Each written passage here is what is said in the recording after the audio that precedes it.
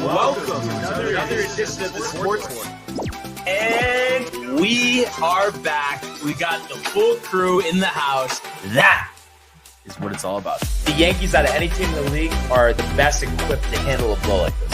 I think there is a higher power at play here. He's due law of averages. That dude is the ultimate scrub. It's trash. Yeah. Every person you have in there is fucking trash. Next game, you're going to see a big performance. You can see it in the end of the game, and I'm just totally stoked and excited for this.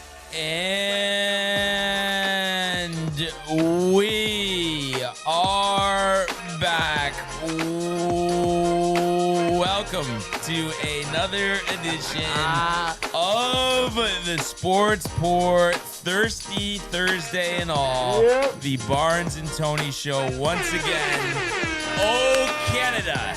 As not only Edmonton wins, but day one of the Canadian Open as well. Yeah. And 1 week till the TCA tailgate.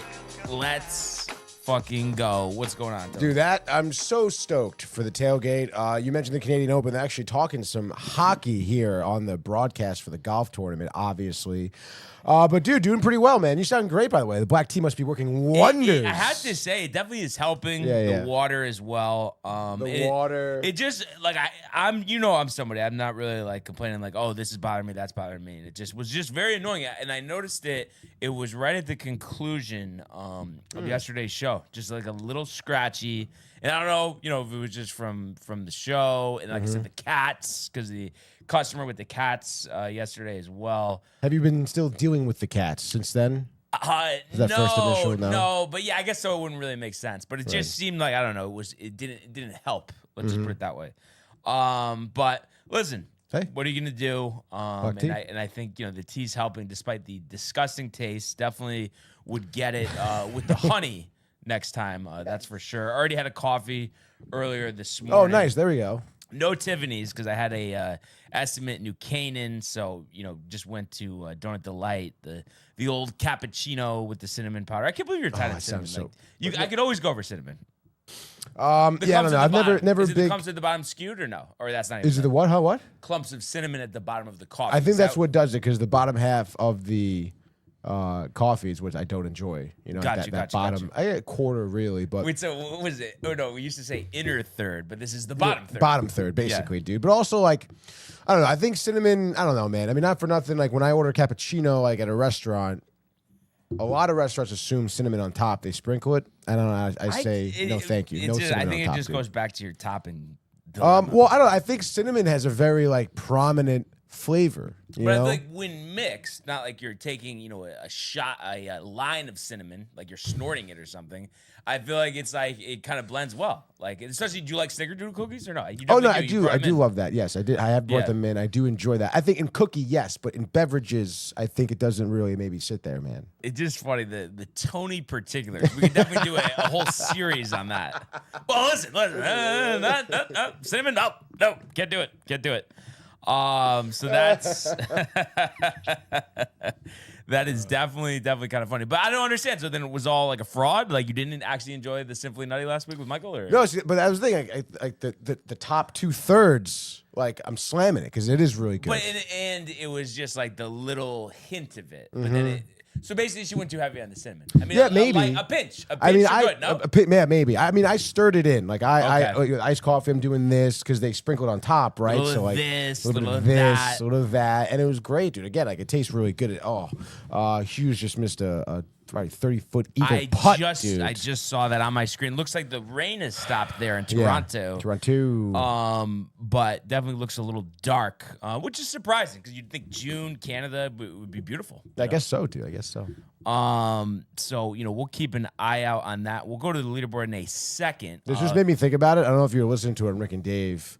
I don't know. They played a soundbite, I think, of some guy maybe on the Michael K show. It was a golf guy talking about how like these tournaments that aren't majors or heightened signature events, whatever, that don't have like the pool of golfers, like hurts golf a lot. And then he was like kind of attacking Scotty saying that Scotty's been winning these events. And it's like, what do you think? Like when Scotty goes in there and there's, it's like, oh, except Straka, whoever is good, but they're not on Scotty's level. And it's like, I wonder, I bet, like what, if you had all the best golfers, like Scotty wouldn't be winning these things.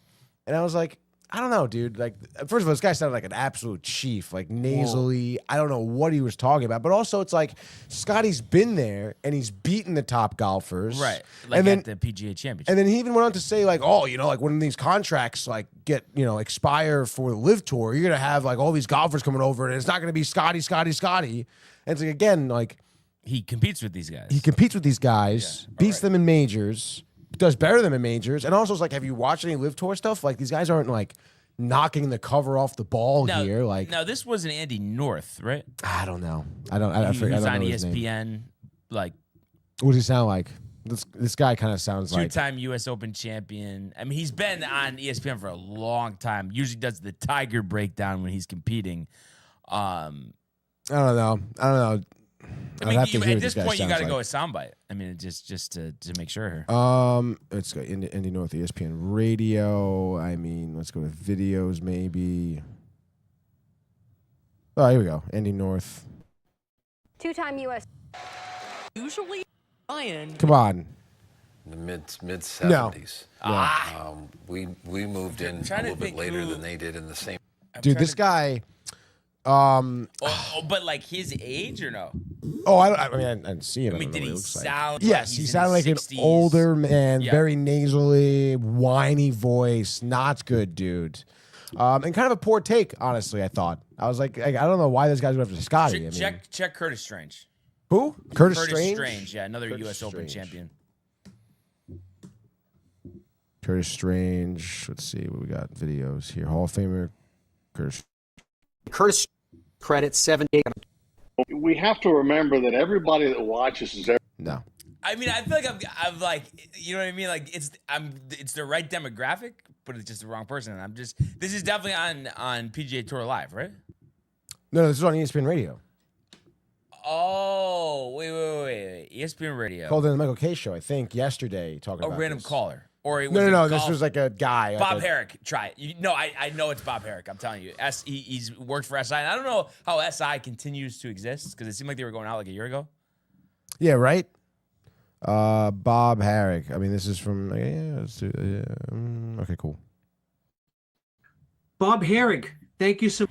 Just the pain of walking out. And it was the back, whether it was from the car crash. No. He's missed a lot of opportunities. And Uncle Richie's calling in. Get Uncle Richie on the dial. He's golfing Silver Lake. But I don't know. I mean, my Uncle Richie here, he tells me he golfs. I mean, I guess he's getting up there in age himself. He golfs like all the time, though, right? All the time. It's the senior people, though. I don't know. All right, hold on. Stand by, Uncle Richie. Just patching you through. Uncle Richie, you should be live on the Sportsport. Hello? Uh-oh, are we not live? Oh, my God. Disconnected? Possibly. I mean, it could be maybe something wrong on his end. Hold on, let me try again. Oh, dude. The what have yous.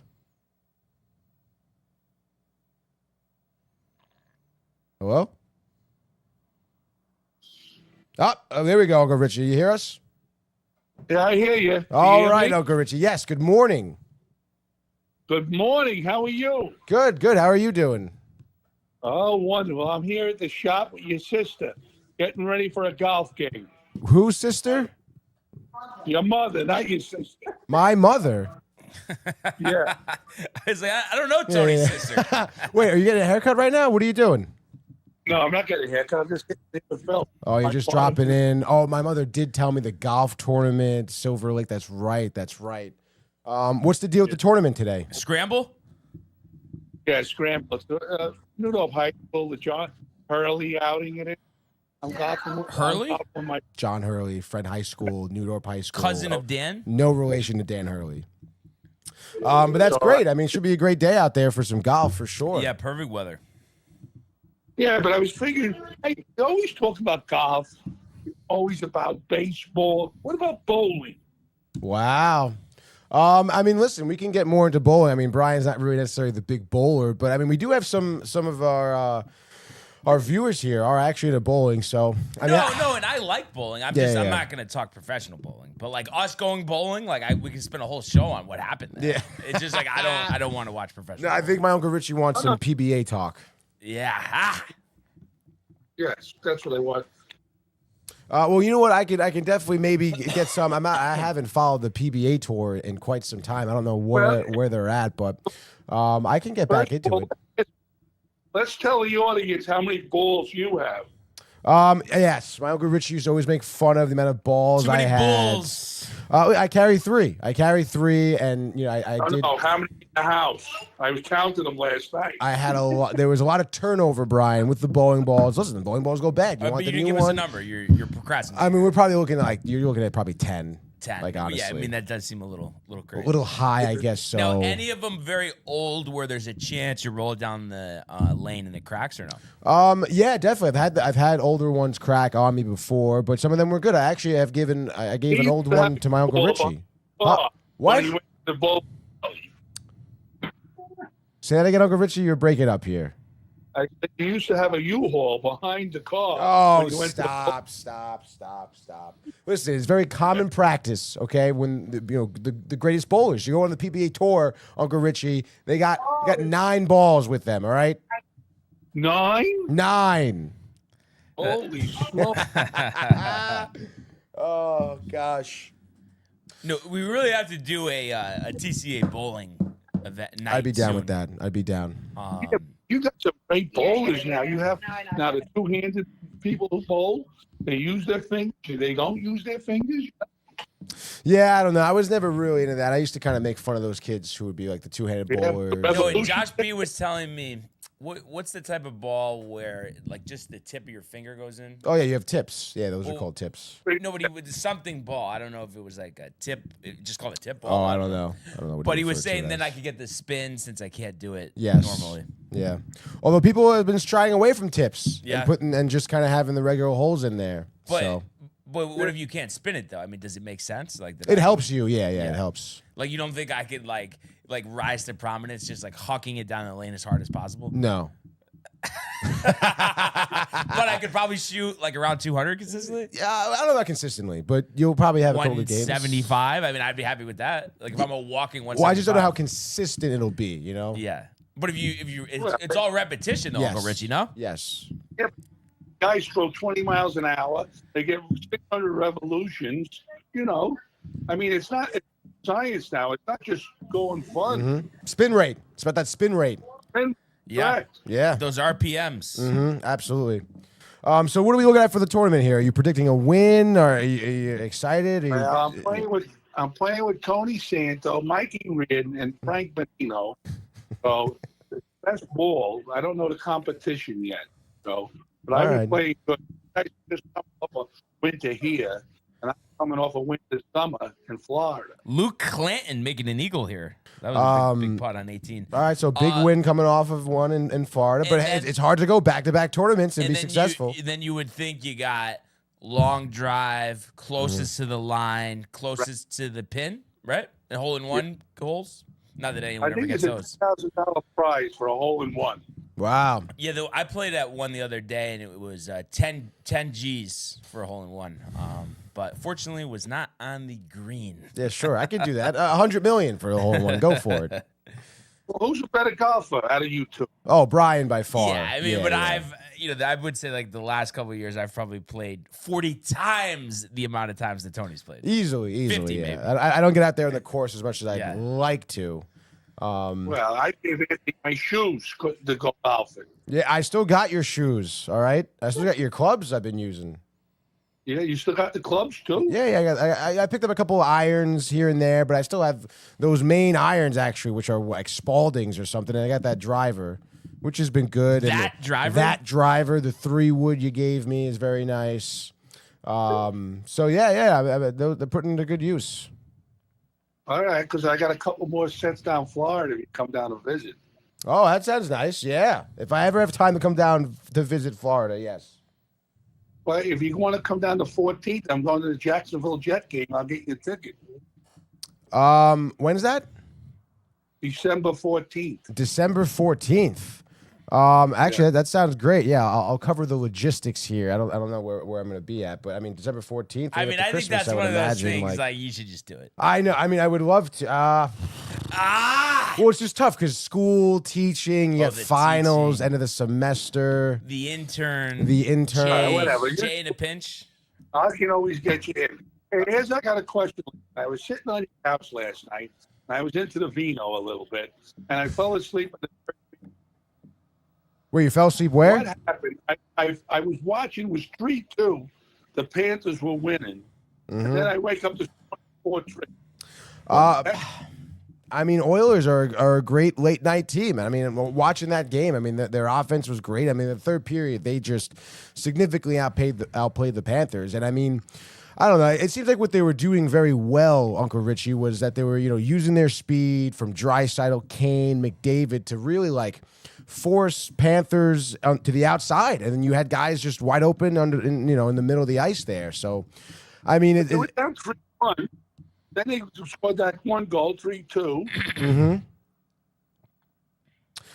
Yeah, I mean I think that goal. I think that was the I forget whose goal that was. Maybe the Arvidsson goal. I think where Bobrovsky was just kind of screened the Panthers goaltender, and then again, I mean, what time was that? Did they have time left on the clock when they scored that?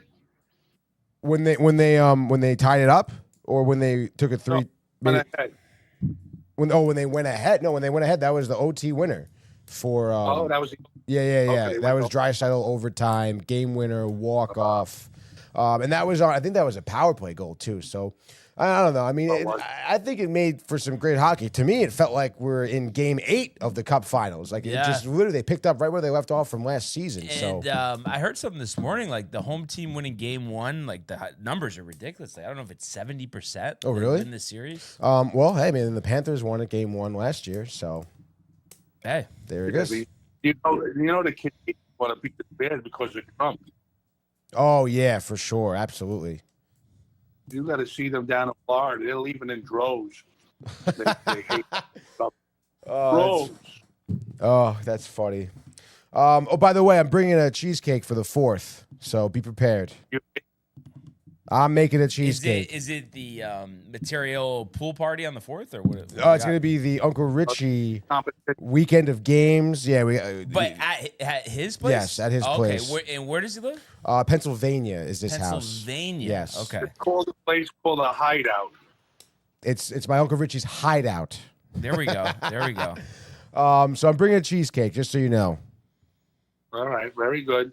All right, well, we got competition. Maybe we're not putting you in the golf team, but we have, it's me, Adam, Brent, and my wife. So if one drops out, but I know your mother's not coming now, she told me. Oh, yeah, she's not? That's all right. No, because you're going for carpal tunnel surgery. Oh, my father. Yes, that's right. All right, cool. Well, that's fine. I mean, I guess it'll just be me, and, we're going to win, so it doesn't really matter. Yeah. Oh, and by the way, I slept in your bed last night, so if you want to change your shit before you come back. Oh, yes. No, definitely will be doing that. Thanks for giving him the heads up. Yeah. Oh, that's funny.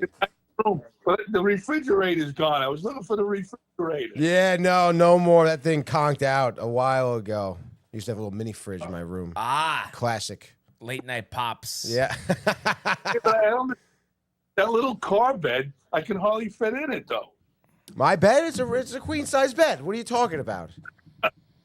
Remember you used to have the car bed, though? Oh, yeah, I do remember the car bed. That was nice. Classic. Chrome rims, Brian. There you go. On the car bed. All right, I can get going here. Yeah, you get going. Yeah, good luck in the tournament. All right, if I win anything, I'll call back. All right, sounds good. All right, sounds good. Thanks, Uncle Richie. All right. Love you. Bye. One, the only Uncle Richie here. First time, long time. Yeah. Yes, that was a great call. But yeah, we got a lot to get to. Let's catch up on the comments here. We got a bunch. Yes, why not, dude? Kev, dude in the house says, let's go. We want the Smoke Bets take another series. Kev, dude.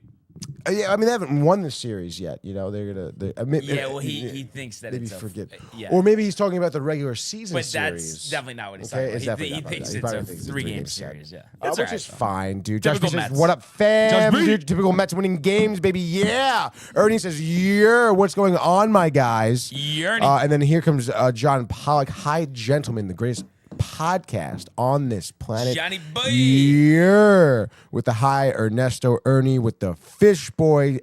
Also saying, Tony, I saw the Mets calling up Mike Houche, pitcher in AAA. Your thoughts? I don't think so, dude. Well, his numbers are bad. No, I think he wanted me to say Mike Hoochie is what he wanted me to say instead of Mike Houche. Oh, but you know? is he actually? No, that's not a real person. It's like one of those names. Again, dude. Everyone's trying to get me. Not going to happen today. Not today. Dude. Not today. You got to get up pretty early in the morning, Ernie, okay, dude? And then there's my uncle saying, good morning, golfing, Silver Lake Golf Club, gorgeous, Staten Island, great job. Derek Ho, hi there. Ernie Hello, saying, Derek. I'm down for that. Probably the bowling. outing. He says 12 balls in the trunk right now, he says. And he says he has 435 RPMs at 16.5 miles per hour. Sounds pretty good. 15 pounds. Does sound pretty good. I've actually never really calculated my RPMs. But I'm pretty sure I throw faster than 6.5, and I also have I have 16-pound balls. Okay, so think about that. Matthew Ryan, tight. Yankees shut out. And then talking shit. Tony can't even play golf well, and then D. Rels comes in and says, "Let's go Mets." Matthew Ryan. I'd love to see Matthew Ryan on the golf course. I mean, I'll put my money on Tony. Oh, there we go, baby. Definitely. And then Matthew Ryan, the tournament, dude. Let's go, dude, for the steak. Why not? So shut the fuck up the D-Rels, by the way. And then Ernie LMFAO. D-Rels says Matthew Ryan. And then Matthew Ryan says, they will drop off and I will laugh. Yankee fans will be back on the dominating track again, he says. And I think that's all the comments, dude. Yeah.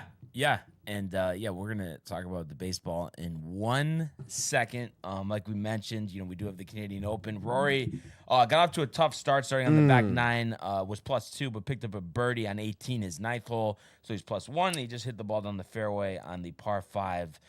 Number 1 hole. So we'll keep an eye out there. But in terms of your leaders, slew of golfers at 3 under, including Mark Hubbard, Lee Hodges, Sam Burns, Alex Smalley, Paul Peterson, all at 3 under par. You got a bunch of golfers at 2 under par, including Nick Taylor, a past champion. And I mean, in terms of notables, I guess Keith Mitchell, the visor, we've talked about it. Nikolai Hogard, my sleeper pick, he's 1 under through 13. You got Ludwig Aubert, -1 through 9, started on the back.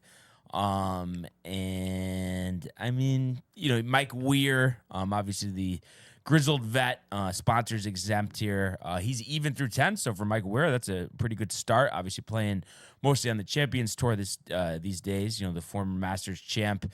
Max Homa also looking for a resurgence, missed out on the U.S. Open qualifying. He's even through 10 and also started on the back. Joel Damon even through 8. And, Canadian Mackenzie Hughes even through 9. So, a lot of golf to be played, and you would hope that the weather gets better. Like we said, we had the rain earlier this morning, but it looks like 63 degrees, 3-mile-an-hour winds. So I'm sure the golfers will be just fine. And we're definitely, like I said, going to keep an eye out on the leaderboard in this preparation here, for next week's United States Open. I can't believe 1 week till the TCA tailgate, 1 week till the 3rd major championship of the golf season. More excited for the tailgate, though. Oh, I mean, come on. Yeah, of course. I mean, but that's just always going to be above everything. Everything. And then before we move on, did we get 2 more here?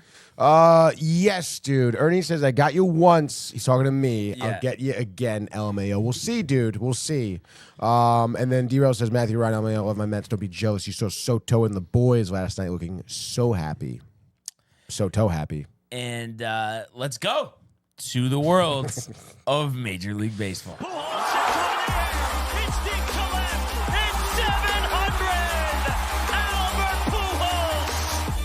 What a play!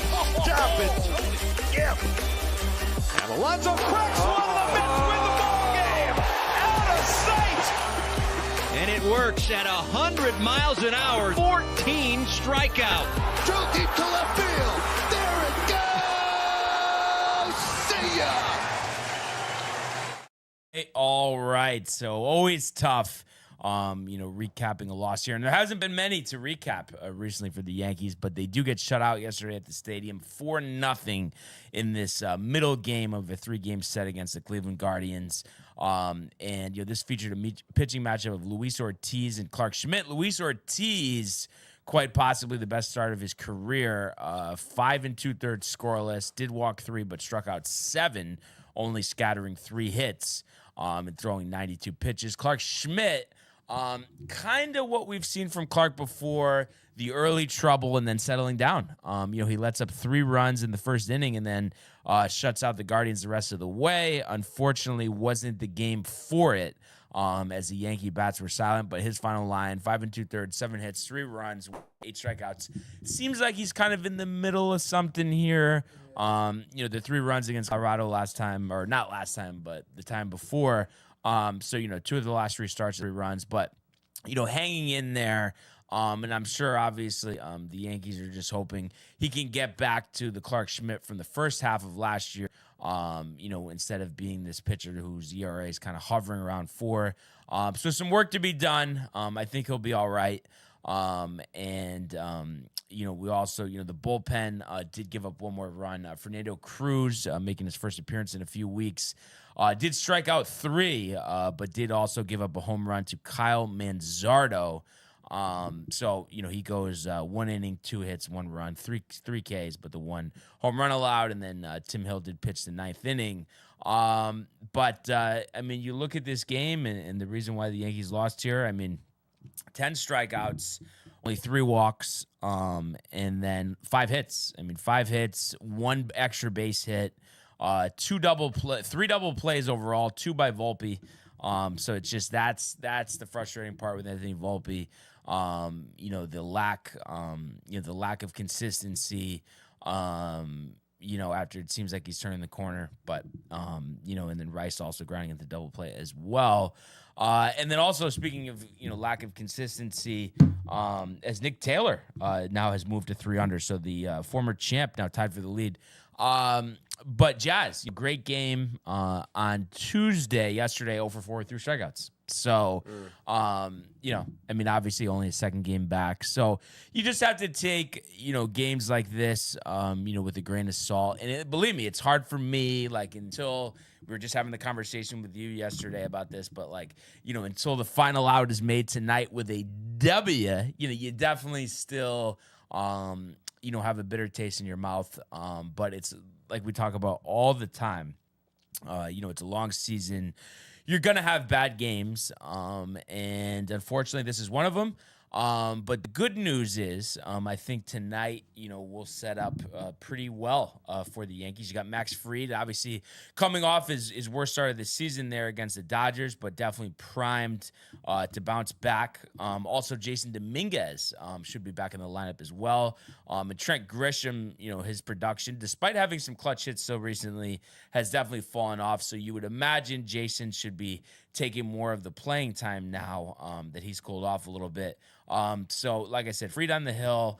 He's going against Slade Sissoni, who's only pitched 15 in the 3rd innings and has a 5.28 earned run average for Cleveland. So I know Ortiz's numbers weren't that great going into yesterday's start either. This is the 25-year-old right-hander from Oviedo, Florida. It seems like it's, a good opportunity for them to get the offense back on track. You scored 3 runs the first game and then shut out yesterday. So you'd like to get the bats going before Boston comes to town, because despite their pitching woes, we know they can hit, so you're going to have to score some runs. But fully confident, they'll be able to get back to it. It just, there's always going to be, these ebb and flows in the season. And I'm working myself. Like I said, I'm still not perfect with dealing with this stuff, and it definitely was just tough. Going to bed last night, just feeling like they really, just couldn't get out of their own way last night. Offensively, didn't even pitch that bad of a game. You want to take Matthew Ryan? One bad inning. The 60 seconds, of course. Oh, well, he stopped calling. So that's it for him. I mean, I can call him back. I'm sure he'll pick up. 60 seconds. Hello. There he is. Well, you know who this is. Hello. What's going on, Matthew? I'm not happy. I'm not happy with the performance yesterday. Oh yeah, I mean it was beat. It was bullshit. But like I said, I mean you gotta go long-term view, Matthew. I mean, obviously, yes, games like this shouldn't happen, but we know they're going to no matter what team we're talking about. Tonight. And it's just about winning the series because you win the game tonight. That's 8 out of 9 series, and then a matchup with Boston this weekend that you feel pretty good about. Play ball. Right or no? I know it's a long-term picture, but it's just pathetic getting shut out at home after you put up an 18-2 loss to the Dodgers last week. It's pathetic. Yeah. No, I mean, it wasn't a good game, but I mean, you have to agree though. I mean, whether you're talking about the Dodgers or whoever you want to talk about, even the Yankees in the early 90s. I mean, you're going to have games like this. It just, the whole thing is avoiding this happening for a week straight, 2 weeks straight, losing 12 out of 15, like that type of thing. But we're nowhere near that. So that's why like you just go today. I mean, you have to feel pretty good, too, that we have Fried on the mound. I mean, he's set the tone all season. We can't think about last start. Fantasy. He's been our savior all season. Savior. We're losing to lost to a way inferior team last night. I'm sorry, they're inferior. Right. They're garbage. They are. I mean, I wouldn't say they're garbage, but we're a better team. By far a better team. Right. Just but I mean, I think it, like I said, it was just kind of the forces lining up. I mean, Luis Ortiz isn't exactly, Walter Johnson. He just happened to have his best start of his career. It's baseball. It happens. Like I said, believe me, Matthew, you're not alone. I struggle with not getting tight about these type of things. Like I said, it does. I still have a bad taste in my. I'm not kidding. Like after a loss until the next win, I definitely feel off. I'm not gonna lie. It happens. Yeah. I mean, listen, I'm trying my best myself over here, but I'm extra tight because I saw the Yankees lose. I saw the Mets put a 6 Yeah. But that doesn't matter. At the end of the day, it really doesn't. You know what I mean? Like when we're playing the Mets, It bothers you, Matthew. Regular Yeah, season, Matthew. World Series, then it stings, Matthew. Then the Mets are part of it. It's going to ruin your weekend, Matthew. But the Mets are nowhere part of it right now. Nowhere part of it. No, I just don't want to see us lose any more series. But are you not? I mean, are you not confident that we're going to win tonight? The way they looked past, but the way they looked the past couple series so far, I'm not too confident. I guess not so. I mean, the past couple of series. I mean, so what? Do you think Fried's going to lay another egg? I mean, what are the odds of that happening? It's like, come on, against this lineup? Are you kidding me? On my fantasy team? I'm just stating my opinion. I'm not confident that if they win a series, that's great. But I don't want them to. I'm afraid they're gonna lose 2 series in a row, and then you want to make some money tonight. All right, I'm telling you, Yankees money line with the over.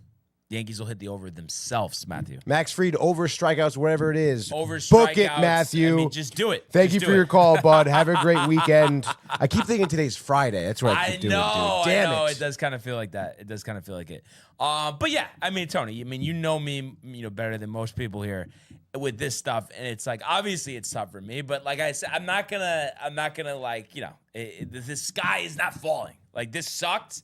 It was like very frustrating, and fortunately. To be honest, it was nice that I was, with Sam last night. So it wasn't even, I was tracking the game on my phone, but wasn't like home. This is my night, 3 hours watching the game. So it was like, if you were going to have one of those nights, that would be last night. Obviously tonight, Fried back. I mean, I honestly, just to prove a point here, and I don't care if the odds are bloated. I think I'm going to, right after this, go to the kiosk and put a ticket in for the Yankees because they're not losing this game. No fucking way. I don't care what D-Rel says with his stupid statistics. It doesn't matter. All that matters is winning. And some of those comments is why, unfortunately, that these Mets fans have the reputation that they do, talking 6 team in baseball. Get the fuck out of here. All right? It's enough. But no, I agree. I mean, I think it is. I mean, they will most likely bounce back, win here tonight. I mean, again, Max Fried. I mean, you would imagine that he's gonna have a bounce back performance. I mean, and just by that self, dude, you win this game probably like 5-0. Yeah, easily. And you talk about the offense, like sure, maybe last couple games a little spotty, but it's like the team that will lead the majors in runs scored is gonna have games like this. You can't have a perfect season. It just doesn't exist. So it doesn't mean there's an excuse. It's just the reality of the situation. Right. So, I expect them, to bounce back. I'll see you at the stadium today, brother. In looking also what D-Rail says 16, it's like we literally have beat the Mets in a series, beat the Padres in a series. You want to say the Dodgers are better, sure. But I think we're better than all those other teams. So I will take second best in the league right now. But it also, does right now matter, Tony? It matters who's standing atop come the beginning of November. That's right. I like where we're positioned despite the disappointment last night. And I'm rooting for Dominguez to be back in the lineup. Glad that it's not a long-term injury. Because and I'm hoping that he plays Saturday because I'll be at the game sitting in left field, so he'll be right there below me. So hoping he's ready to go. He's ready to produce. I'm Ralph. Let's go. Chirping. There's no chirping. You kidding me? I can take it. And then D-Rail's. it's embarrassing though. This is the jargon, and I don't even need to talk about this year's Subway Series, but just talking about Joe Kelly. Just stop. Just quit while you're ahead. You're gonna lose that battle every time. Anyway, though, so like I said, we'll talk about tonight's game more in a second, but that's really all I have. I know Tony's riled. Now, I know they won, and I know Alonso had like 5 RBIs. Yes. Anything from Soto? Did he homer too? Or no, he had a sac fly RBI, I think, in the first inning. Gotcha. But obviously, yes, Alonso offensively was the bright spot here. Let's get the lower third up here. Mets beat the Dodgers 6-1 pretty emphatically, if you ask me. Especially, again, Griffin Canning has been one of those pitchers. Wow, what a performance from Canning. Unbelievable performance, dude. His changeup, dude. Yeah. Off speed. Down and away. Down and away. Just tumbling out of the zone. Literally, dude. Yeah. And just like just there on the outside of the strike zone. Ohtani looking. How many Ks against Ohtani? Hernandez looking. I think it was 2. Wow. That's pretty impressive. I got double check, but I can think of one, I think in the 5th where to end the inning, literally dotted the corner, bang, Ohtani, tight, gone. Also, just one thing, Matthew Ryan keeps going back with D-Rose. Josh B started this, and I've gone against it myself, trying my best to avoid it. Sometimes they say dumb stuff, but you don't argue with Mets fans, Matthew Ryan. It's not going to work. Just like don't waste your time. Fans either. Because they're always right. Waste of time. Continue. 39 wins is what happened last night here for the Mets. So I said Gonsolin, yes. Lindor starts off early, hit by pitch in the ankle. Honestly, kind of nervous, dude. He was hobbling along the rest of the inning, but I guess he was fine. But in any case, out of the lineup today. Honestly, why not, dude? Peterson pitching, Knack pitching for the Dodgers, gonna get popped. Yeah. So I wouldn't be surprised if we do see that. But in any case, at short. What? Does Mauricio play short or no? I don't think so. You probably put Acuna at short, to be honest. Acuna, okay. Yeah. Matthew Ryan, by the way, wants you to take off the Mets hat. Absolutely not. Absolutely not, Matthew. Over my dead body, dude, okay? No, hold on. It refers back, and he's saying, I know, I keep interrupting. That's all right, dude. I get it, dude. You don't want to hear. I owe you coffee with cinnamon, all right? Oh, but extra cinnamon, please. Saying wants to know is Matthew Ryan and Brian Barnaby's data, okay? It's just like, I don't know why. I honestly, I'm even breaking my own rule, even acknowledging this comment, but it's pathetic. Right? I will say the take the Mets hat off, Tony, is kind of funny. Take it off. Take it off now. Jay Bird, comment, like, subscribe, please. Thank you very much, Jay Bird. There we go. So where was I? Oh, yeah, it was great to see here, the top 4 guys get the scoring started here for the Mets early in the first against Gonsolin. Gonsolin issues with the long ball specifically. We'll get to that. But Nimmo grounds out fielder's choice off the glove of Kike Hernandez. So everybody's safe. Lindor goes to third, actually. And then right after that, Soto's up here. Nimmo steals second. Soto, the ground out to second. That's the Lindor. It was a ground out RBI. Lindor scores off that, hobbling onto home plate, but a smile on his face makes it 1-0. 2 runners on, no outs. Alonso ropes a ball right center field. I think it was a bit of a meatball over the middle here. Yeah, slider. I guess he kind of, tucked his hands in a little bit, but slider took it yard here for Gonsolin. Very upset with himself.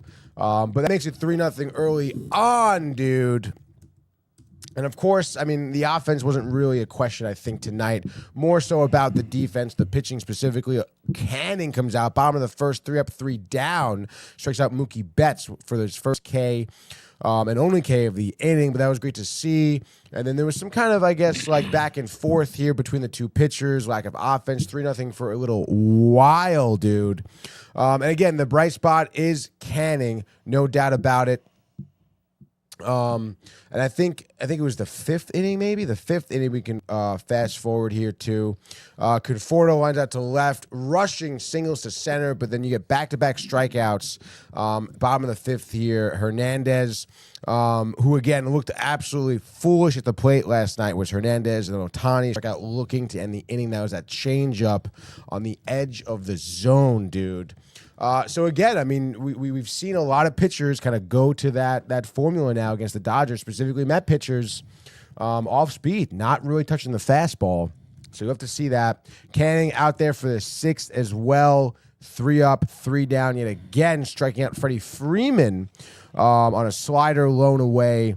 And that was the end of his night. Final line for Canning, a very, very respectable 6 innings, only 3 hits given up to this Dodgers lineup, which is ridiculous. 7 Ks, no 1 runs, no 1 walk, excuse me. And with Canning, I mean, do you expect this to just continue? No, I don't. You're there's gonna be you're expecting it to be, obviously not hoping, but expecting it to be where it just all falls apart. Because I just feel like, how do you? I know he was highly touted as a prospect, right? But how are you such a mediocre pitcher for years and years and years, and then it just every time you go out? I know the last couple starts were a little spotty, but against the Dodgers on the road, I know, what? Unbelievable, dude. I don't know what's going on here. If they just the research, the tape, Hefner, the mechanics. But I mean, not for nothing, like you said. I mean, Canning was like the butt of the joke last season, Yeah. And for him to come in here and to pitch the way he is, a 2.9 ERA after last night's start, and like you said, Dodgers on the road, big spot. I mean, after looking like you were about to fall off that cliff, not for nothing. The last couple starts, not great. And then you come out here and you fan 7 Dodgers over 6 innings with only 3 hits given up. I mean, it's absolutely ridiculous, dude. It really is. I mean, there's not much more to say about it, dude. Yeah. You love to see it. 6-2 record here so far in the year for Canning. That was his 6th dub last night. So you love to see that, dude. And then, of course, kind of crazy, I guess. Bottom of the 7th, you get Castillo coming in here, who's been used a little bit. And I guess, he's all right. I think he was, free agent out of Arizona, 30 years old, 29, whatever. But gets into a little bit of jam here. Gets Muncy to ground out to shortstop. Muncy absolutely trifling last night after a 2 home run game 2 nights ago. Paez doubles to left though. Paez, dude, doubles to left. Runner on second, 1 out. Conforto hit by pitch. So Castillo, the mound visit. Here comes Hefner, and again, it must be the magic of Hefner here, because whatever he says to Castillo, back-to-back strikeouts to end the inning. What did look like, what would be something tough here, a big spot here, especially, again, rushing strikes out. I think that was maybe on a changeup or a slider. And then Hernandez strikes out. Back-to-back 3 pitch at-bats, back-to-back strikeouts to end the inning. And again, after Hernandez, Ohtani comes up. So it's like the nerves, the pressure for Castillo. And not for nothing, dude, especially because he's a lefty, Castillo. This backdoor slider he threw to Hernandez was so nasty. Hernandez swung through it, and I'm pretty sure the ball landed at the heel of his back foot in the batter's box. Crazy. It's such crazy movement. Like I said, Hernandez looked pretty lost last night at the plate, so we'll have to see him swinging through that. And then of course here, Alonso, top of the 8th. Nimmo leads off this inning, hit by pitch. Soto gets walked. Alonso, a no-doubter, dude. Even Lutos, who was the pitcher, I mean, he was hands on his knees the second he saw this. Alonso, 14th homer of the season, 22nd multi-home run game of his career, a 3-run blast, makes it 6-0. You mentioned the 5 RBIs in the night. Absolutely having the big impact. All the offense, the main part of the offense coming out of him. Was great to see that out of Alonso. And then to end the night, again, it's 6-1, so they do score one in the 9th. Who else? Brian Paez with a solo shot off of Stanek. Again, use Stanek, whatever, see what he's got. I mean, not for nothing, Stanek is a fastball pitcher, Dodgers fastball hitters. So, I mean, nonetheless, gets out of the inning, 2 pop-outs, strikes out Muncy, whatever, dude. So 6-1, chalk it up to a great win. You do clinch the regular season series against the Dodgers. Obviously, potential to split here today, the getaway, 4:15. Peterson, Knack, but you feel pretty good about taking the series. You do kind of feel a little upset because you feel like you should have had 3 wins in a row against them, but you didn't because of the Nimmo extra innings. But you could just. But still, I mean, you could jump today 3-1. Obviously, it would be nice to sweep the Dodgers, but hey, listen, you take the Peterson start, you get out there. Knack is Knack. He just pitched against the Mets, not good. He should be tattooed. And, I mean, you're looking for, like, another, honestly, 6-1 victory. Low scoring for them, high scoring for you. And then you're on to Colorado. So you must feel pretty good. I mentioned 39 wins atop the NL East. One of the best records in baseball here. Canning. The pitchers in general have been really just working wonders. Manai coming back at the end of the month, so you have some reinforcements there. So I mean, you should feel really good about the position you're in right now. Beatty's looking good at third base, obviously, and while Vientos is rehabbing his hamstring, but still. I think blessing in disguise. It is blessing in disguise. It almost reminds me of Jazz just coming back now. How he was really struggling, has the time off. I think it's going to do wonders. I think he's going to really, now that he has the time, he's going to go through the tape, see what he was doing wrong. Because he was such a big hitter for the Mets last year. Absolutely, dude. And not even only in the postseason specifically too. I mean, you don't do that. You don't have a great regular season like that and then carry that over into a postseason high pressure situation. You're a young guy, and we know the sophomore slumps, but this is kind of crazy, And it's not even just the offense; it's the defense. Yeah. Right now, I mean, Brett Beatty's looking like all-star next to Vientos at third base, Yeah. So obviously we'll see what happens. Mauricio, give him some time, I think. I think an 0-for-4 night for him again. This is a guy who was absolutely killing it in AAA for the past, 9 to 12 games. Yeah. And right now he's just looking for a big hit is what he's doing. He's swinging at anything and everything. And pitchers know that. And pitchers are not pitching him in the strike zone right now. So yeah. We'll see what happens, obviously. But listen, you gotta be pretty fucking hyped for how the Mets are playing. And like I said, June 12th can't come any sooner, dude. Definitely hyped to be at Citi Fields. Gonna be fascinating. Yes, it'll be fascinating, dude. A couple big series finales for both the Yankees and the Mets today. Yes, Tony. It's yes. funny. I don't. It's kind of against my usual conversation, but just kind of was a story yesterday. You see the Red Sox, Cedane Rafaela, shortest walk-off home run in MLB history, 308 feet, pesky bull. That's crazy. Yeah.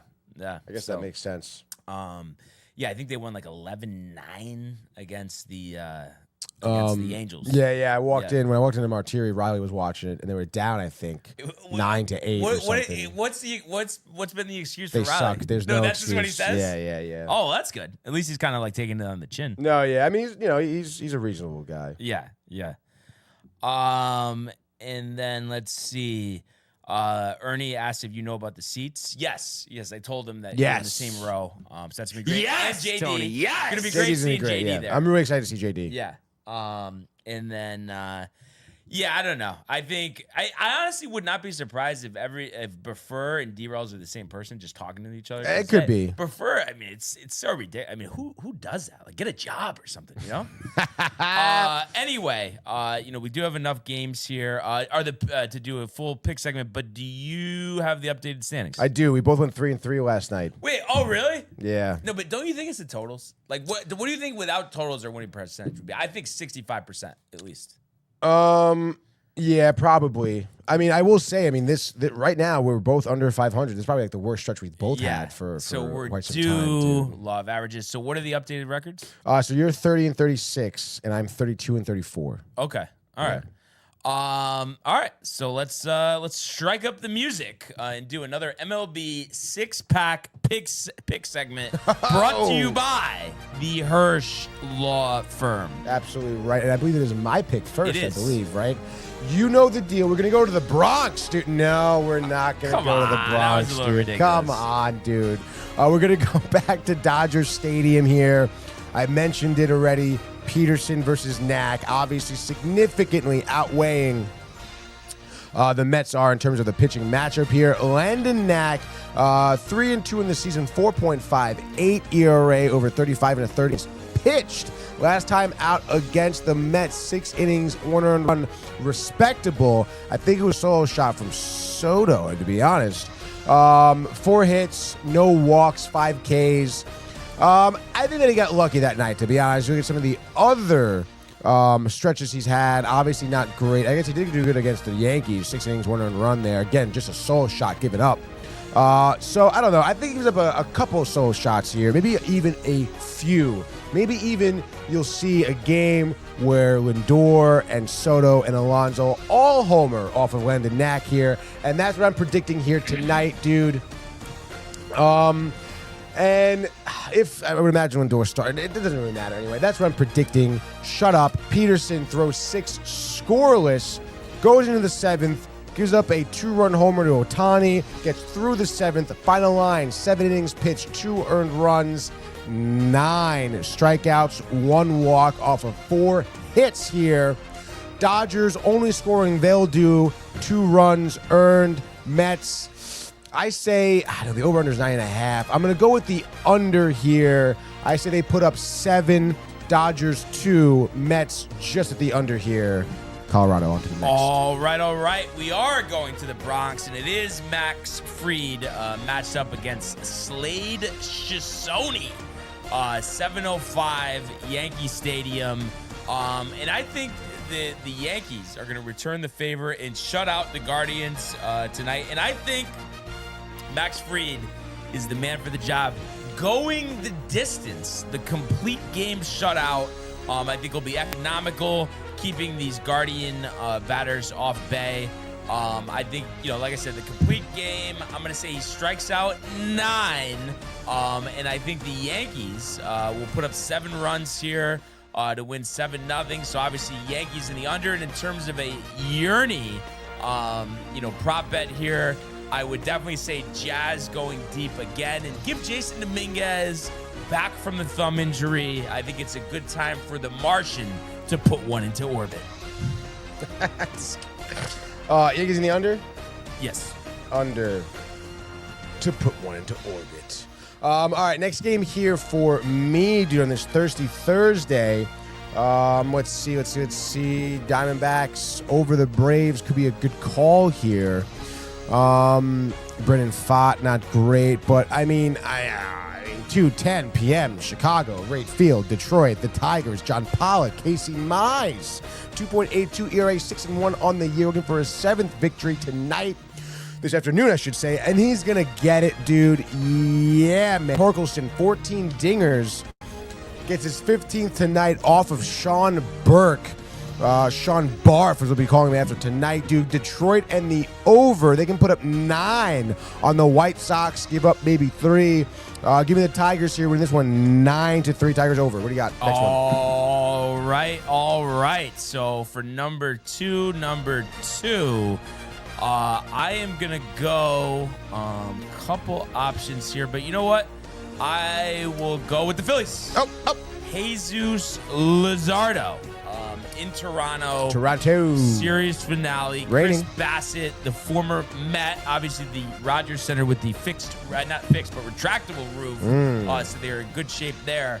And I think the Phillies here been a little inconsistent of recent, but obviously looking to get back control of the NL East. Lost 2-1 yesterday, taking the opener 8-3. And I think Luzardo is going to give them 6 innings, 2-run ball, striking out 9. And yes, Ernie, Schwarber, Turner, Harper, all going yard. Chris Bassett with that bloated 136 whip, I think gets tagged for 6 runs over 4 2/3.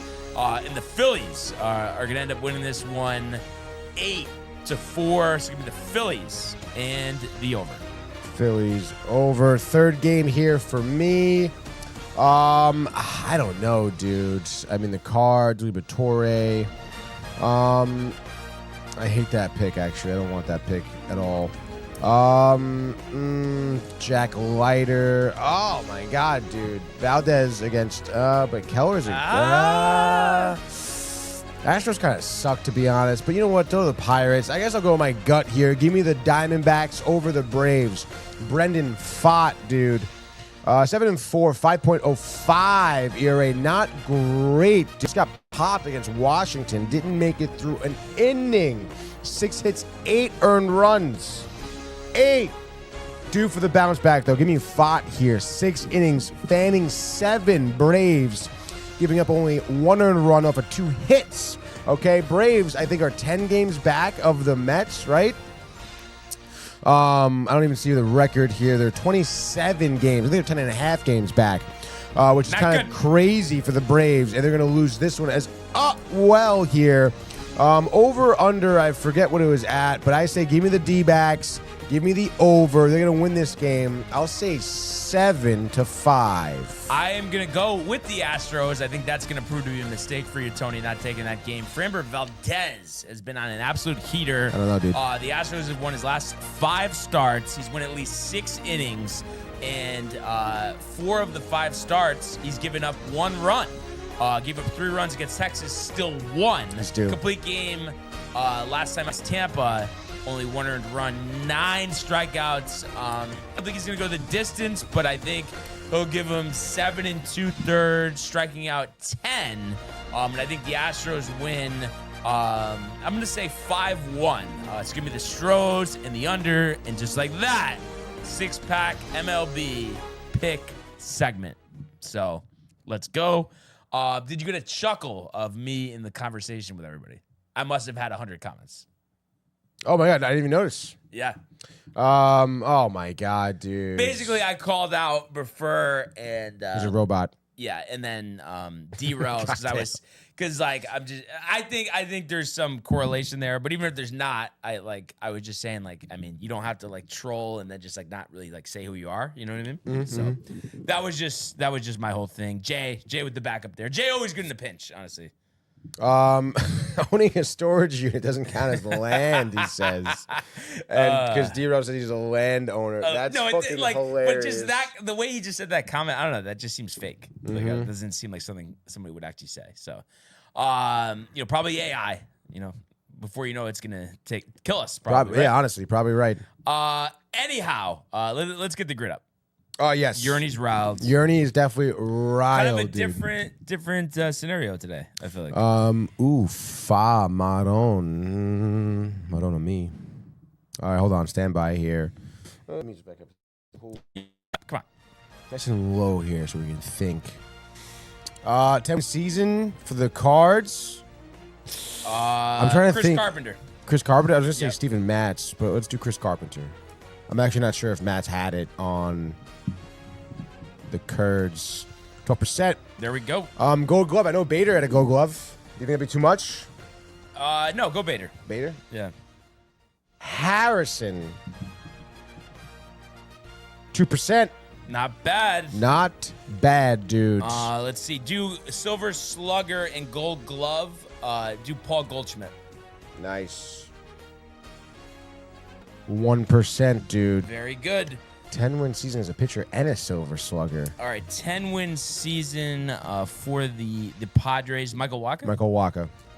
I was literally taking the words out of my mouth. 0.5, baby. There we go. 10-win season and Silver Slugger. That's really tough, dude. Well, let's think about that for a second. Texas Silver Slugger. Let's see. You want to do? Just trying to be creative here. Do Alfonso Soriano for Texas. I feel like everyone forgets he played there. Bottom left. Definitely Soriano. Alfonso Soriano, dude. Bang, 1% yet again, dude. The pitcher. And then the Gold Glove for the Pods. I think Maddox have it when he was with the Padres. I don't know. I'm pretty sure. sure. Erdini, I'm sure knows, right? Yeah, let me see. 10. Oh, it said, Max Fried, 10 win in the Slugger. 10 win in the Slugger. Okay, do it. Okay. It's got. I mean, I don't know. I mean, yeah, dude. I'm sure. 4%. We don't get Reds anymore. I don't even know what that looks like, right? That's right, dude. And then Texas and San Diego, Jerks and Profar. Texas, San Diego, Profar of the Jerks and Variety, 8%. Not terrible. Not terrible, dude, but we're getting through Texas and St. Louis, Carlos Beltran. That's a good one. No one really thinks St. Louis, Beltran. Bang, 7%. So one left. Gold Glove for San Diego. Do you want to try Maddox? Ernie says he can't see the chart.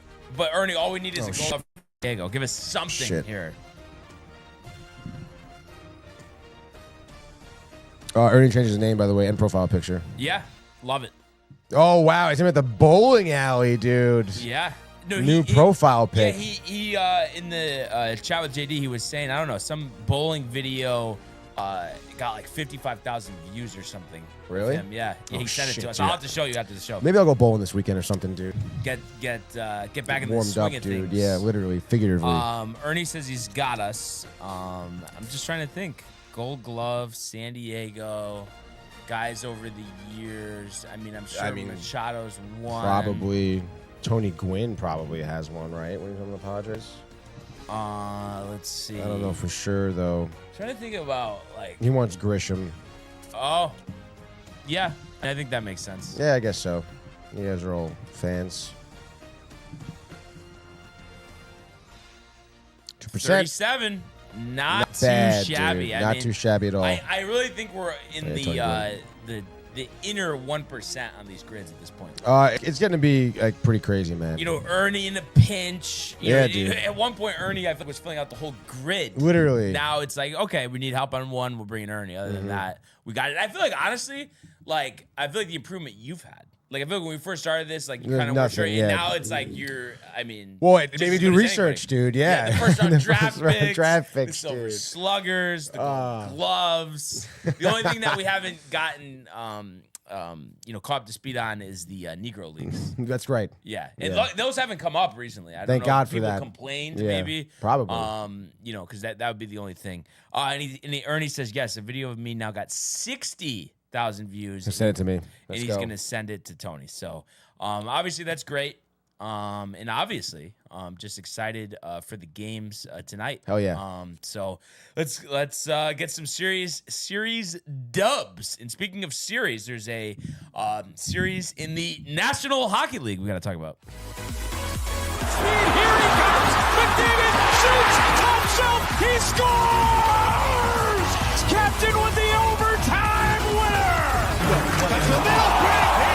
It's a world-class hit right here.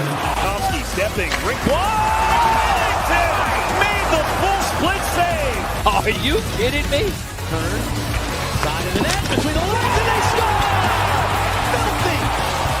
David Pasternak, the silver trophy to the Golden Knights. I mean, the video. Seemed like you were pretty impressed with it. No, yeah, it's a great video, dude. Nice, great form here, and right in the pocket, flush, using hammer. Yerny, a true professional. Hammer's good. I was always more of a Storm, the brand of bowling balls. I'm only more a Storm guy. There you go. There you go. Stormy Daniels. Stormy Dino, dude. And then also before we get to the hockey, Burns and Smalley co-leading here at 4 under par. Burns through 13, Smalley through 9. And Nick Taylor and Taylor Pendrith, both one shot back, both through 12, starting on the back. So anybody's game at this point. And last night, before the puck dropped, anybody's game. But by the time it was all said and done, Edmonton, Tony. Yeah. The heater continues, taking game 1 here. The comeback win. Were you able to catch some of this? Yeah. Dude, by the time we got back here from the shoot, it was the start of overtime. There you go. So we definitely got, some high octane hockey, needless to say. And it was pretty crazy. I mean, obviously for Florida to have that 3-1 lead, that, pretty significant. I mean, the back and forth, I don't think game 1 is necessarily, I know you threw the stat out there, game 1 at home winner, 70%, whatever, winning the cup. I don't think that's very necessarily indicative of who the winner is. I mean, this will probably go 7, to be honest. Like I said earlier in the show, too, it felt like they were just picking up right where they left off last Stanley Cup, honestly, which is kind of ironic. Draisaitl, though, scoring 60 seconds into the game, absolutely crazy. But the answer from Florida was pretty phenomenal, dude. Sam Bennett, netting a goal. Kind of thought it was, honestly, I kind of thought it was goal interference, to be honest. I don't know if you saw this goal. I heard about it. I didn't see it. So I forget who was in front of the net. Or I guess maybe Bennett, technically, it hit off of him, right? So he was knocked over, hit Skinner as, Verhaeghe was shooting the puck. Mm-hmm. So it went past Skinner. Skinner's looking at the ref like, yo, what is going on here? That was goal interference. Review, Chris Knobloch challenges it. They go to the review, confirmed goal. He was knocked down by a Oiler defenseman, which... honestly, I didn't think that mattered. Right. I thought, you hit the goalie, you hit the goalie, you're in the blue, you hit him, that's interference. But I guess they said he got knocked down by a defender, so no interference. Goal is good. Panthers go on the power play. Brad Marchand scores on that power play to add insult to injury, pouring salt in the wound, 2-1. I know it's early, I know it's 1 goal, but right there you kind of felt like, oh, shit, dude. Panthers could honestly maybe run away with this game a little bit. Right. And then, Sam Bennett, 2 minutes in, second goal of the game, 12th of the postseason, makes it 3-1. You're thinking, oh, shit, dude. Running away. Kind of starting to run away here. But then Oilers do kind of battle back, dude. And again, I mean, the level of play was obviously pretty high on both sides. And then that Sam Bennett goal in the second period, I think that was just Oilers maybe too deep in the offensive zone. All of a sudden, Panthers, loose puck, recover, quick transition. Oilers on their heels. That's going to happen sometimes when you're trying to be aggressive to score, But obviously, Bennett there able to capitalize. And then you have Victor Arvidsson. This was a goal that Bobrovsky definitely should not have given up. I know he was kind of screened, but it was a hard slapper from maybe top of the circle, Brian. I mean, Bob was kind of late to it, hit his elbow, wasn't able to get down to the butterfly quick enough. Elbow deflected in, 3-2, momentum changing, dude.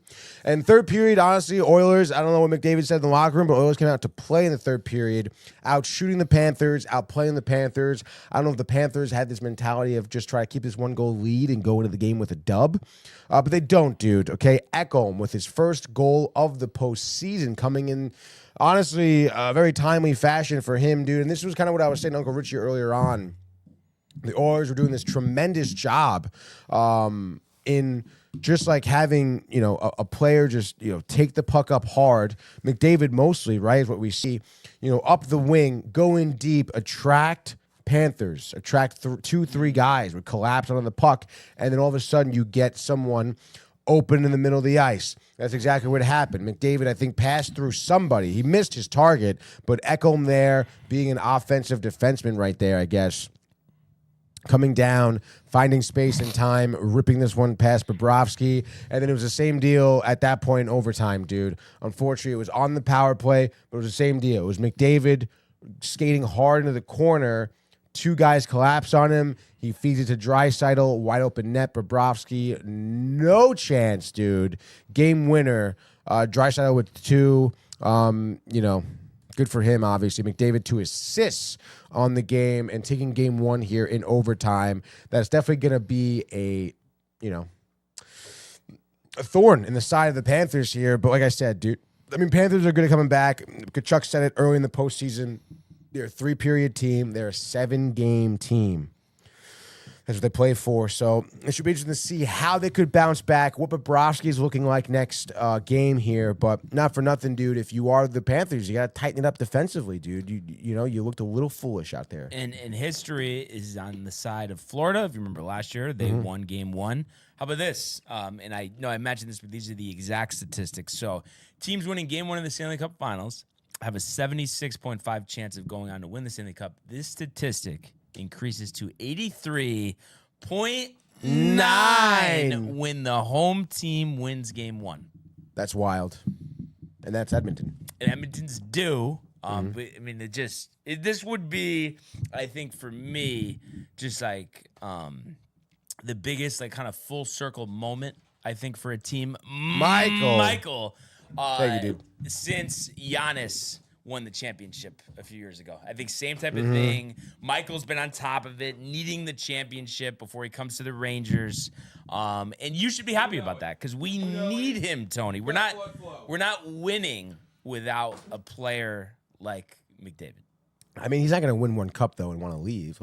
But it sets the groundwork. Because what I'm saying is, I know Tony, that this happens from time to time. And I don't know how long it'll take, but I'm saying a team wins the Stanley Cup. Yep. Fat and happy, lazy the next season. Right. People want higher salaries, not necessarily him, but those players leave the Oilers. The team gets worse. The star player gets dissatisfied. Next thing you know, skating for the New York Rangers, Connor McDavid. Just saying, maybe but what I'm saying, it is those type of situations happen. I'm not saying specifically him, but they do. So this is the first part of it. This is what we need.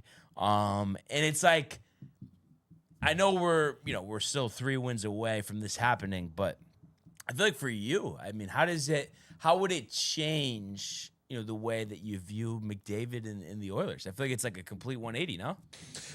Yeah, it would have to be. To beat a team like the Panthers, is really impressive. They've been that powerhouse that everyone is scared of. Yeah. Okay, dude? Very scared. Scared? Very scared, yeah. It would really flip the script for them. Flip the script for Skinner also as well. He had a lot of good saves earlier on too when the Oilers were down. He was a big reason why the Oilers were still in this game. When momentum was on Florida's side, when they were extra physical, when they had opportunities down low in front of him. He was the guy stopping the puck. So you got to tip your hat to him, obviously. And like I said, I think it's going to be really impressive if they do pull this off. I still have my cards, my chips for the side of the Panthers. I think you're gonna stick with that even if it's game. If it's an elimination game for the Panthers, you're down 5-0 in the second. I'm still gonna stick with it. I don't know, man. if they go down 3-0, that's gonna be tough. Even if it's 3-1, But I'm saying you're holding on till the bitter end. Yeah, I will. You're hanging off that ledge, and it will be bitter. And until the final finger comes off, you're staying. Until they grab that cup, okay? You're not jumping. You're not jumping. You might slip, but you're not jumping. Big win for the Oilers. Game 2 tomorrow, 8 o'clock TNT. Hank and the boys in the studio. Should be fascinating, Tony, right? Yes, dude. It is definitely fascinating to hear these guys talk hockey as well. Hank. And it just, I actually didn't really get to watch any of it. Oh, really? Any of the game, you mean? No, because I was at Sam's, and the time I got home, obviously was tight about the Yankee loss and just basically went to bed. Edmonton was rocking, dude. They do a really cool thing with the anthem, too. They have the guy in the crowd singing it. Yeah. Have you seen that? Where he's in the middle of the crowd singing the anthem, which is pretty cool as opposed to down on the ice. And then during O Canada, he lets the rest of the crowd kind of sing it. There we go. At some point. So listen, they have a tremendous atmosphere. Obviously, Edmonton, storied franchise. You talk about Gretzky, you talk about Messier, McDavid, Canada, dude. They have a great fan base, and that place was definitely rocking, needless to say. So it is like take it who you want to win, who you're betting on out of the equation here. Watching the Stanley Cup Finals is always it's great hockey, dude. It's great atmosphere. It really reinvigorates my love for the game because there really is a level of respect with these guys. And again, I mean that Stanley Cup is just, in my opinion, the most coveted trophy in all of sports. So I'm always excited to see who hoists it, who the captain gives it off to next, the stories behind it. It really is. It's a great time for sports, for hockey. Yeah. So we'll see what happens tomorrow. But from one final to the next, oh boy, let's go to the world of the National Basketball Association. The Bulls go! LeBron James at the buzzer!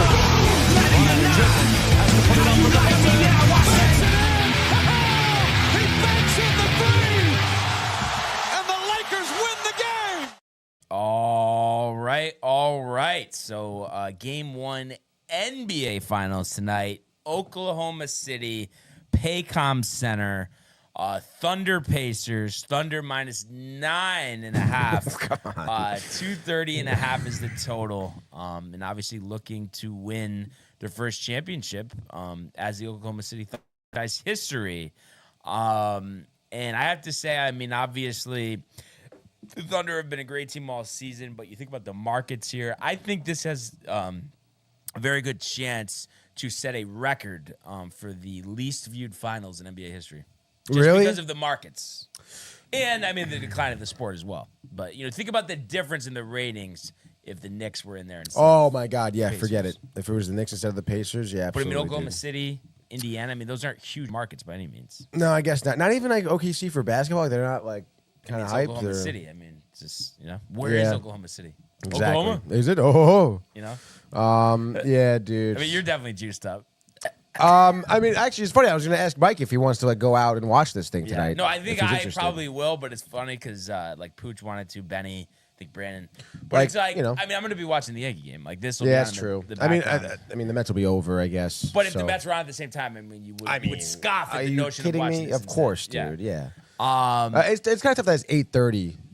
Yeah, it's 8:30, but then it's really 8:45, and then it's really open over at 11:30. Because it's not like, let's go to Rico's, get a pie, watch the game. Yeah. It's like I'm going to be way past dinner by now, by 8:30, 8:45. These start times, the television partners, but this game tip, I mean, no later should be 8:05, like literally no later. And it really should be like 7:30.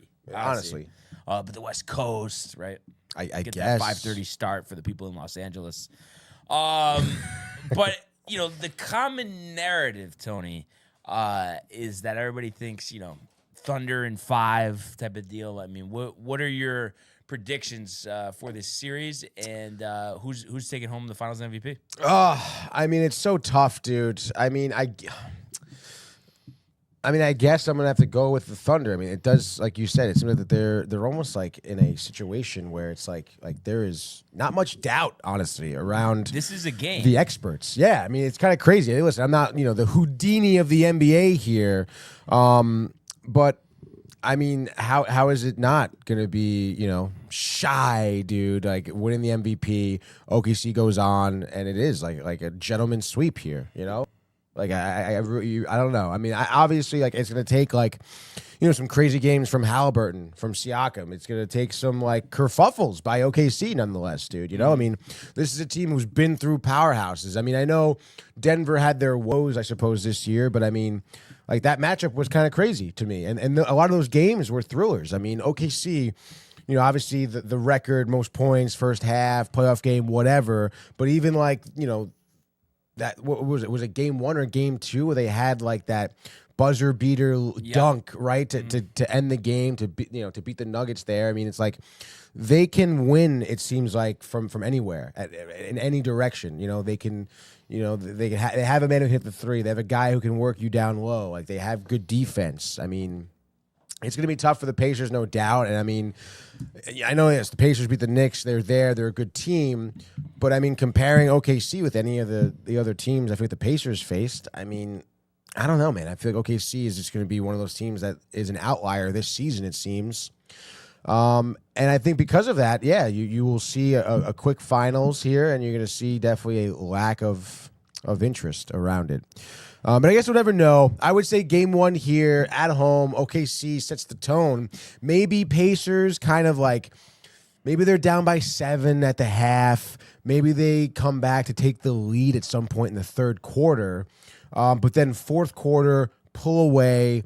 Thunder win by 11, let's say.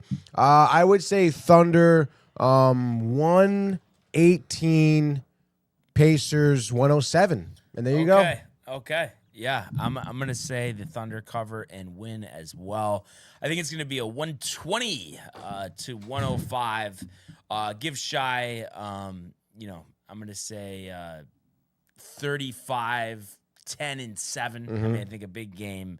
And I think it is the gentleman's sweep, and I think he does win the Finals MVP. Yeah.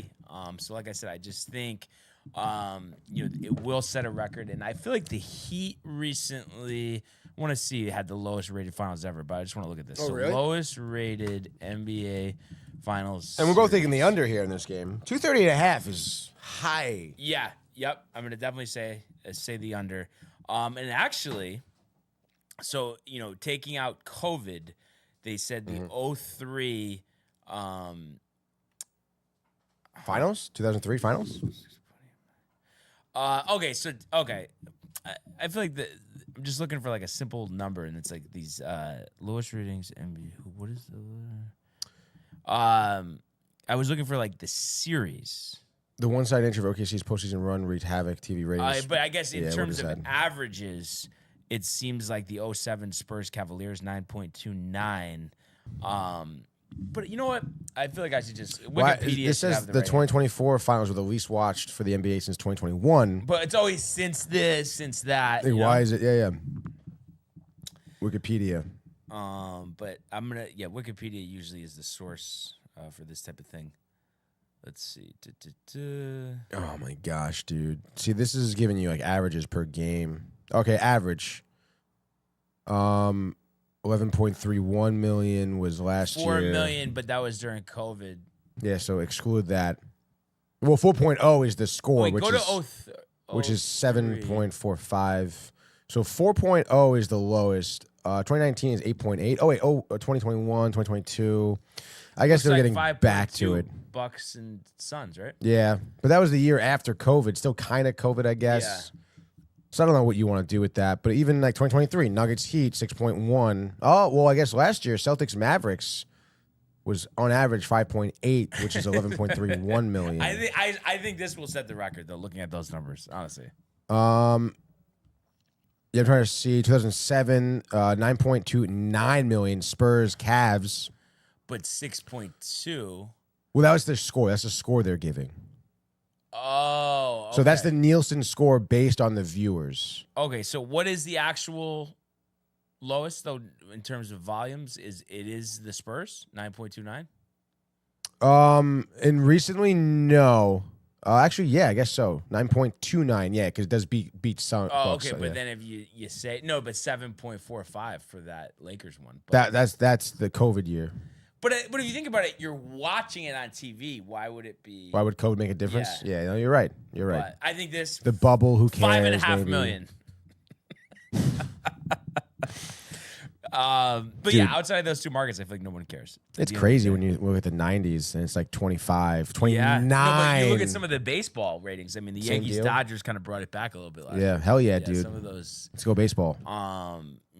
Have been pretty low over the years. So, yeah, we'll have to see. And shout out Josh the B. great Ernie, the Josh B, the Michael. June 12th, dude. June 12th. Let's go, All of baby. us will be in the building. Popped.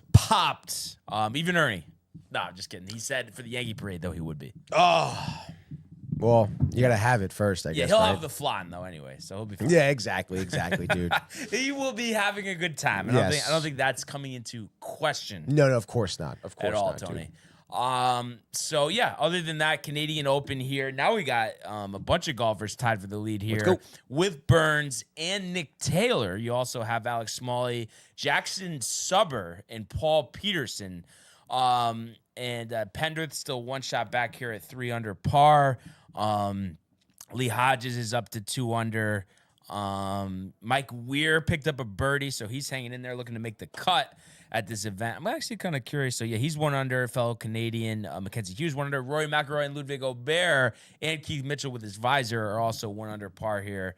But I do want to see Weir because I feel like recently in this tournament, I know last year, for instance, he didn't make the cut. Now 55 years old. So hard enough to play a PGA Tour event at any point in your life, but to be 55 years old playing on the PGA Tour, I mean, that's got to be tough. I mean, to say the least. I do think I would be doing that. If I was a pro golfer, I'd go that distance. But come on, dude. Let's see here. Phil winning that. I mean, that's probably going to be the best one ever at Kiawah, right? Probably, right? So 31 times Mike Weir has played the Canadian Open, and he has missed the cut. You ready for this? He has missed it 1, 2, 3, 4, 5, 6. 6 out of his last 7. Oh. After making it 2 years in a row, but has not had a top 20 finish since 2008. Yikes, dude. And has not had an opening round. Well, I guess he did have a 68 last year, which was actually pretty good. But, yeah, so, I mean, he did make the cut in 23, but other than that, it's been a struggle. So, it's interesting to see. How many times has he been cut from the tournament in his career? You said 6 of his last 7 he's been cut? He actually has been terrible at this event. Really? He's only made 12 out of 31 cuts. Ooh. And this is in his prime years. Right. He was missing the cut. So maybe a lot of pressure, his homeland, right? Maybe he doesn't like his homeland. No, I mean, obviously, these Canadians, they take a lot of pride in this. Oh, yeah, this tournament. dude. I'm completely blanking here. Uh-oh. Who did you pick? To win? Yeah. I know I picked. Who did I pick to win? I gotta look at the. I actually forget who I picked, to be honest. I hate when that happens, dude. Did I pick? I think I picked Taylor as my sweeper. Maybe no. Hold on. I think I picked Aubert to win. I'm pretty sure you did because I was like sleeper I was just talking about. Because I know I was going on about Rory, but it's like it's not really a driver's course. Let's go somewhere else. Oh. I picked the other Irishman, Shane Lowry. But yeah. I feel like he hasn't teed off yet. I really hope not because I haven't seen his name. A lot of guys actually haven't teed off yet. This is a huge 12:55, dude. Okay.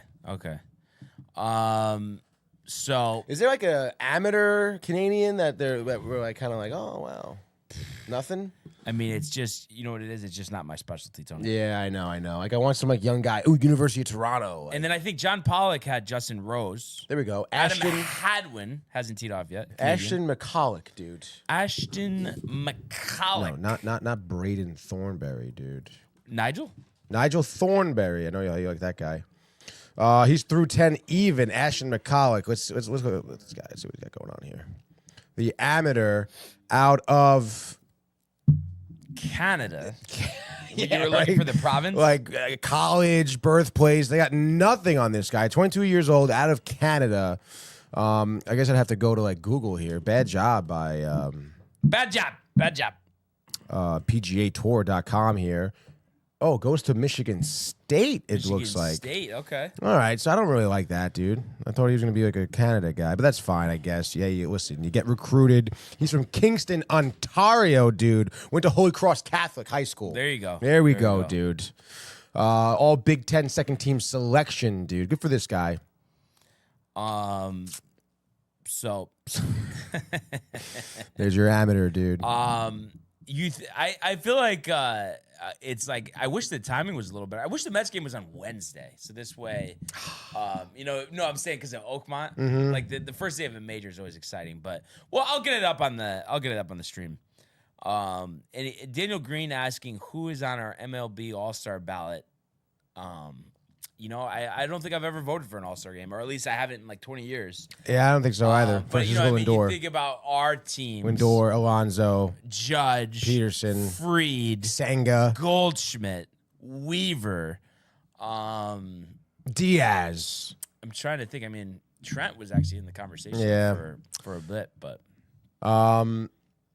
it's tough. Probably not Soto, I guess, right now. Yeah. It sucks. Devin Williams? Ryan Stanek. Reen Stanek. Jay, you put it in your ballot for Reen or Max Craddock. Griffin Canning, dude. Whoa. No, I mean right now, but I mean Clay obviously right now, but it's just you never know when they're gonna fall off the proverbial cliff. Is it in Atlanta this year? I think so. I'm not 100% sure, dude. MLB All-Star. Truist Park. There it is, dude. Let's go to the voting. We could vote right now, dog. Yeah. But, I mean, we've talked about this many times, but is it still the whole, like, juice with the Derby? No. Not really. Or juice with nothing? Juice with nothing, dude. You really don't like the Derby?